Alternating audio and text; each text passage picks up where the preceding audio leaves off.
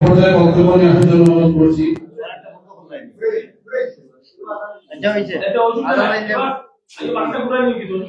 আমি এ পর্যায়ে আসন গ্রহণ করার জন্য অনুরোধ করছি আটকলা ইউনিয়ন বিএনপির সম্মানিত সহসভাপতি জনাব ডাক্তার শামসুল হাসান সাহেবকে আসন গ্রহণ করার জন্য অনুরোধ করছি। ধন্যবাদ। আমাদের সময় অত্যন্ত সংক্ষিপ্ত, আজান এবং নামাজ খুবই নিকটবর্তী। আমরা আগত অতিথিবৃন্দের বক্তব্য চলে যেতে চাই।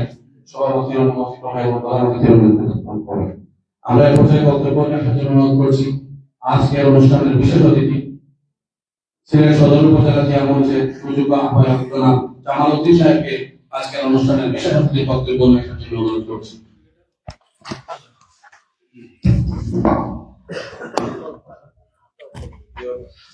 বিসমিল্লাহির রহমানির রহিম।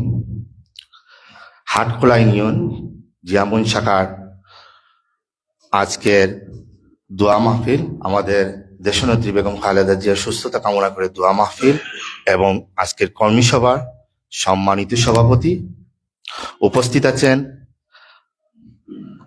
সিলেট জেলা বিএনপির সহসভাপতি এবং এই অঞ্চলের মাটি ও মানুষের নেতা, বারবার নির্বাচিত আজিরউদ্দিন ভাই, মোহাম্মদ আজিরউদ্দিন ভাই। বিশেষ অতিথি হিসাবে উপস্থিত আছেন সিলেট জেলা বিএনপির উপদেষ্টা মোহাম্মদ রফিকুল ইসলাম।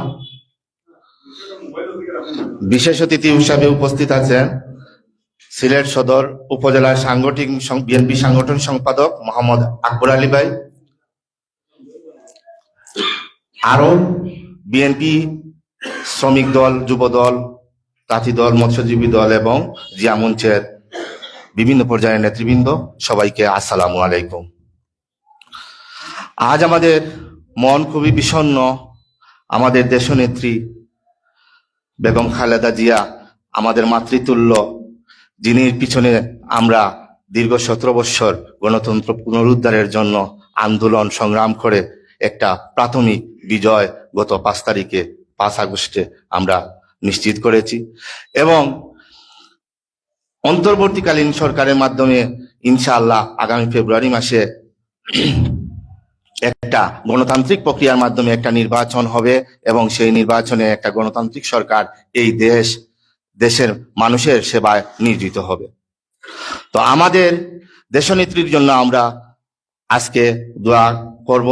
আমরা দুপুরে হযরত শাহজালাল দরগা মাজারে সিলেট মহানগর তাঁতি দলের ব্যানারে আমরা মিলাদ মাহফিল এবং দোয়া করেছি এবং আজকেও করব।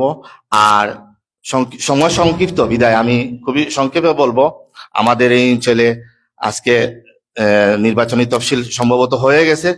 আমাদের এই অঞ্চলে দানের শীষের কান্ডারি, বিএনপির কান্ডারি এবং আমাদের প্রিয় নেতা খন্দকার আব্দুল মুক্তাদির ভাই দানের শীষ নিয়ে এই অঞ্চলে মানুষের সেবায় এসেছেন। আর আমরা উনাকে 18 সালে যে নির্বাচনী হয়েছিল সেই নির্বাচনেও আমরা কিছু সময়ের মধ্যে বিশাল একটা বুটের ভান্ডার উনার বাসকে দিয়েছিলাম, সে কথা হয়তো মনে আছে। আরো একটু পিছনে যদি আমরা যাই তাহলে 1990 সালে উনার পিতা, আমাদের অভিভাবক জনাব খন্দকার আব্দুল মালিক সাহেব, সিলেটে যতগুলি আসন ছিল সব কটি আসনে খারাপ রেজাল্ট করেছিল, কিন্তু খন্দকার আব্দুল মালিক সাহেব তিনি যোগ্যতা দিয়ে এই সিলেট 1 আসনে জয়লাভ করেছিলেন। বিএনপির এবং দানের শীষের কার্ডারি হয়ে তিনি এসেছিলেন আমাদের। তো এবারও আমরা ভিন্নতা করব না, আমরা কোমর বেঁধে সবাই যার যার আত্মীয় স্বজন আছেন সবাইকে নিয়ে যে যেভাবে পারেন নিজ স্থান থেকে আমরা দানের শীষকে বিজয়ী করব। আর বিজয়ী করলে হবে না, শুধু বিজয়ী করলে হবে না, আমাদেরকে প্রমাণ করতে হবে এই কথা যে আমরা বিএনপি একটা এই দেশের বাংলাদেশের একটা সবচেয়ে বড় দল, বৃহৎ সংগঠন। এই কথা প্রমাণ করার জন্য আমাদেরকে বিশাল ব্যবধানে দানের শীষকে বিজয়ী করতে হবে।